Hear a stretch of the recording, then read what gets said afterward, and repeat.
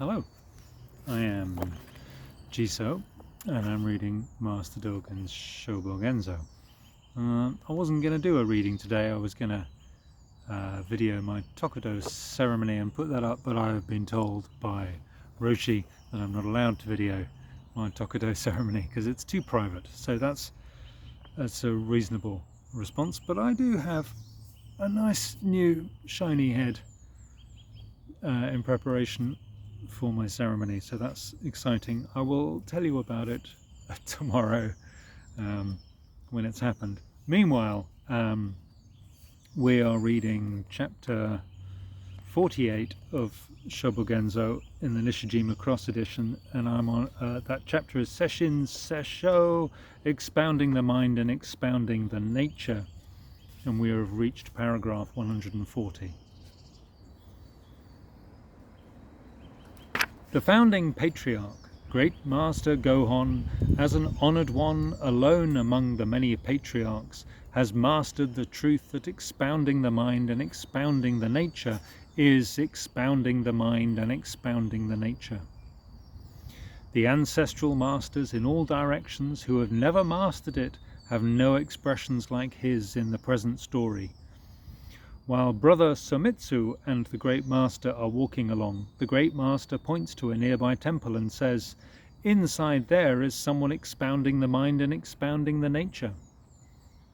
Since the founding patriarch manifested himself in the world, his Dharma descendants have inevitably received the authentic transmission of this expression as the transcendent way of the patriarchs. Other lineages have not seen or heard it, even in a dream. How much less could they know, even in a dream, the method of understanding it?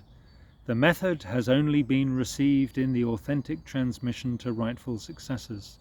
How could those who have not received the authentic transmission of this principle master the basis of the Buddha way? The principle under discussion now is that the unity of in and side, and the unity of the existence of a human and a human's existence is expounding the mind and expounding the nature. Footnotes: in and side, the unity of in and side. In the story, inside is re-men. Re means backside or inside, men means face or surface.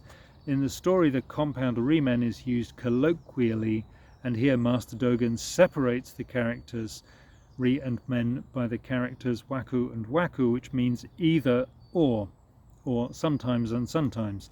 He thus suggests reality as the combination of meaningful content in and objective form side.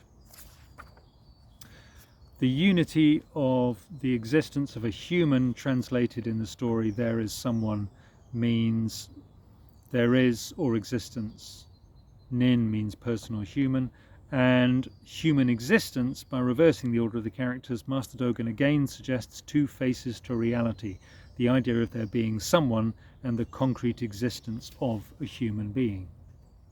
There are lots more footnotes in this section. This unity is the mind as surface and content, expounding, and the nature as surface and content, expounding.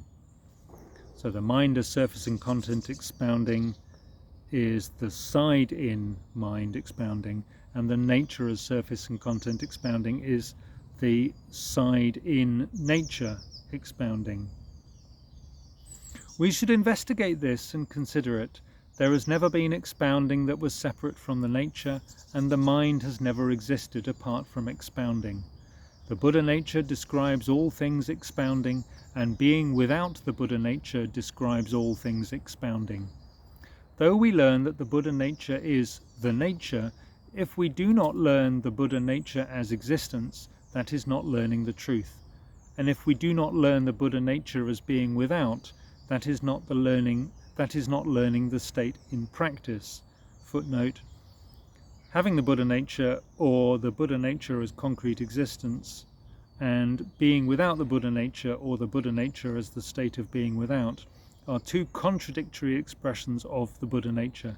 In this sentence, Master Dōgen recommends us to realize the Sho of Sesshin-sessho as the Sho of Busho, realizing it not as a concept but as a real state which has two sides.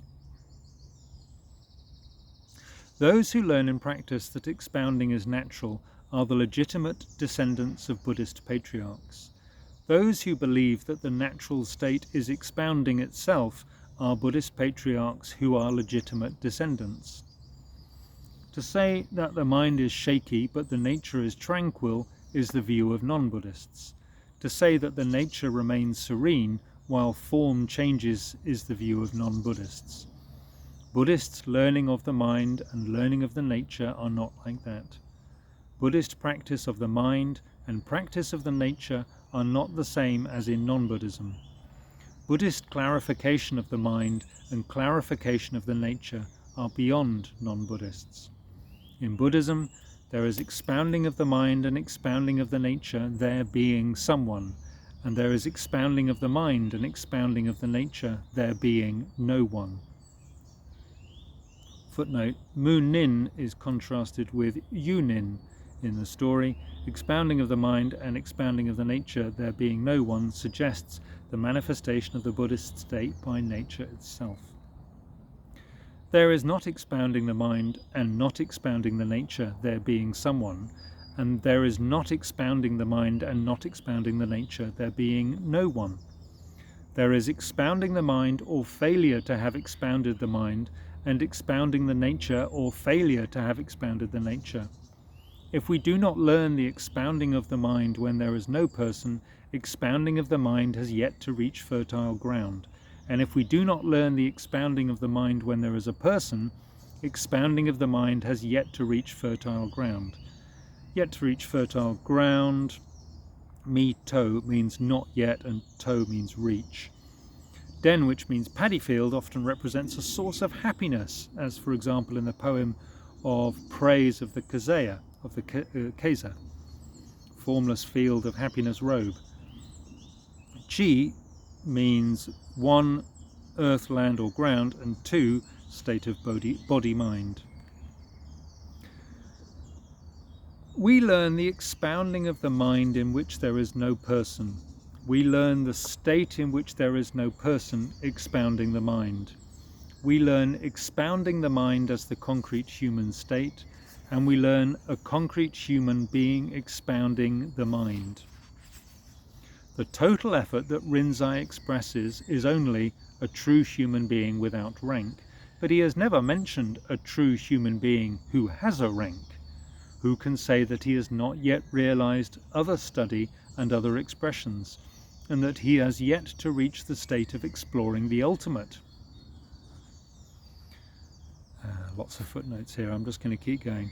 Because expounding the mind and expounding the nature is expounding the Buddhas and expounding the patriarchs, we should meet it with the ears and we should meet it with the eyes. Brother Somitsu, the story goes, says, "Who is it?" In realizing this expression, Brother Sumitsu is able to exploit this expression in the former moment, and he is able to exploit this expression in the latter moment. Who is it is expounding the mind and expounding the nature, which belongs to that concrete situation.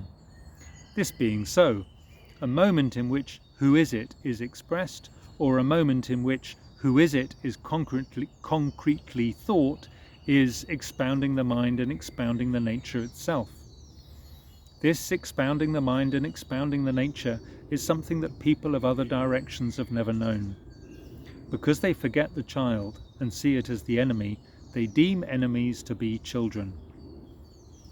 They deem enemies to be children because they do not understand that the straight and direct Buddhist state is like the state of child who asks, "What is it? Who is it?" They recognize as the Buddha's true disciples people who are causing complicated misunderstandings of the Buddha's teachings. That's quite subtle. The great master says, "Being asked one question by you, elder brother, I have directly attained the state of having died completely." Hearing these words, most ordinary practitioners think as follows: someone who expounds the mind and expounds the nature must directly attain the state of having died completely on being told it is who. The reason is the words "it is who" are about being face to face without consciousness of each other, about being totally without a view, so they may be a dead phrase. That is not necessarily so. The people who have utterly mastered this expounding the mind and expounding the nature may be few. Completely having died is not to have died 10 or 20%, and for this reason the state of having died is complete. At the very moment of being asked, who can say that this state is not enclosing the whole sky and covering the whole earth? It may be that even illumination of the past is cut off, that even illumination of the present is cut off, that even illumination of the future is cut off, and that even illumination of this very moment is cut off. Cut off means momentary. Each point of time is cut off from all other points in the past and future, so all processes are momentary. Footnote. Brother Sumitsu says, that state of expounding the mind and expounding the nature is who. Comparing the previous who is it and the present it is who, while the name is still the third son of Chang's, the man is the fourth son of Li. Footnote, who is it? Concretely who, or it is who, can be interpreted in at least two ways. One, as a straightforward invitation to Master Tōzen to make his words more concrete, who is it, or concretely who? And two, as a denial of the possibility of expressing in words the state of a person who expounds the mind and expounds the natural state. It is who. This sentence says the words zessui are the same in both cases, but the meaning is different. The great master says, death itself has come alive. Footnote, in the story read as Shichu Katsu. Oh, did you hear that? There's a woodpecker. In the story read as Shichu Katsu, these characters suggest the meaning, in death I have come alive. However, Master Dōgen's interpretation is that there is no personal subject of the words Shichu, which literally mean the inside of death, and hence the real state of death, or death itself. In the context of the story, death represents the momentary extinction of all worries and fears. The great master's words, death itself has come alive, are the manifestation before us of the voice and form of someone expounding the mind and expounding the nature. At the same time, they may also be one or two concrete parts of the complete state of having died.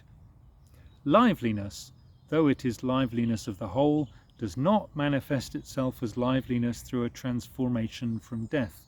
It is simply liberated in the head-to-tail rightness of coming alive.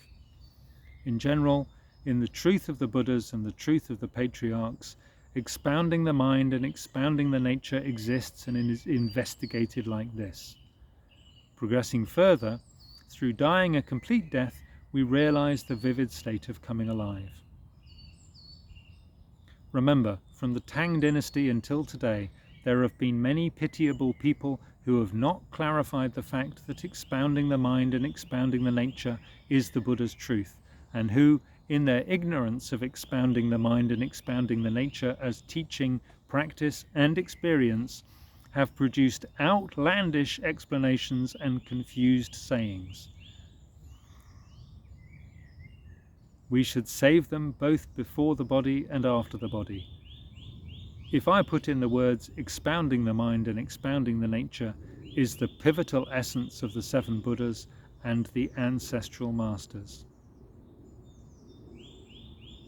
I got that sentence wrong. If I put it in words,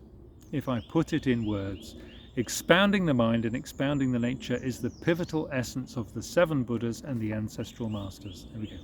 Shōbōgenzō Sesshin-sessho preached to the assembly at Kippoji Temple in the Yoshida district of Etsushu, Japan, in the first year of Kangen, 1243.